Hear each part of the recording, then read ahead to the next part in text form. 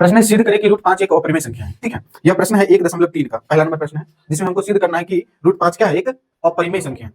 ऐसे जब भी कोई संख्या हो तो तुम क्या करना, पहले उसको मानना उसके जस्ट उल्टा। परिमेय तुमसे कह रहा है, क्या कर रहा है, अपरिमेय आप हमें दिखाइए, तो अपरिमेय का उल्टा क्या हो जाएगा, परिमेय। तो तुम इसे मान लो कि रूट 5 क्या है, एक परिमेय संख्या है। तो यहां लिखना, माना रूट 5 क्या है, एक परिमेय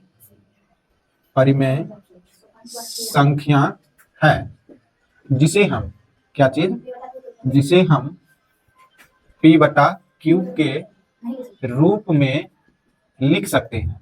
परिमेय होगा तो हम लिख सकते हैं, है ना, लिख सकते हैं, जहां Q do not equal to क्या है, 0 है। तो यहां लिख देगा, इसीलिए P बटा Q बराबर क्या हो जाएगा, रूट 5 हो जाएगा। यहां तक तो ठीक है। अब क्या करो, दोनों तरफ इसका स्क्वायर कर दो। क्या करना, पहला काम, दोनों तरफ वर्ग करने पर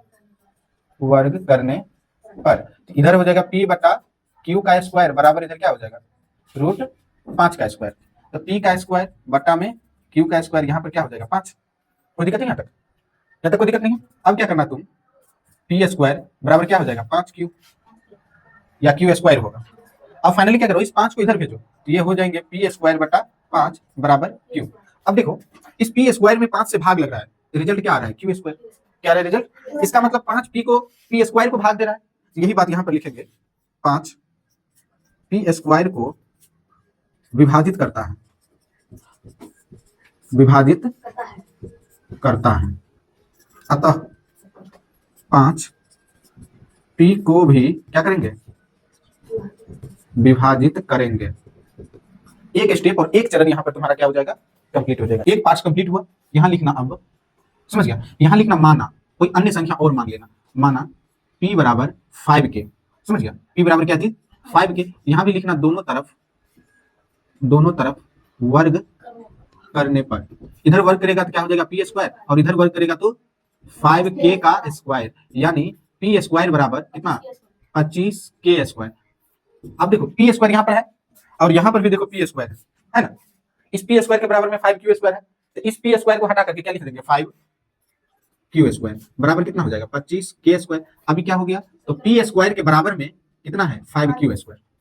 पुनः इसको चेंज करेगा, 5 से इसको काट दो, कितना हो जाएगा 25, यानी फाइनल Q स्क्वायर बराबर 5K स्क्वायर। अब 5 को इधर भेजो, Q स्क्वायर बटा कितना 5 बराबर K स्क्वायर। इसको समझो और इसको समझो, दोनों एक ही जैसा कंडीशन हो गया।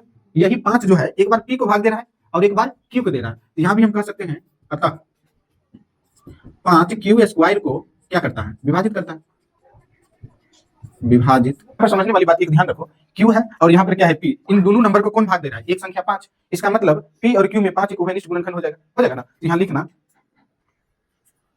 P, Q में 5 एक क्या है, उभयनिष्ठ गुणनखंड है,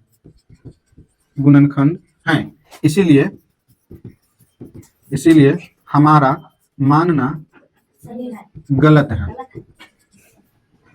अतः रूट 5 क्या है, एक अपरिमेय संख्या है, और इसी को हम क्या कर देंगे, प्रूव कर देंगे।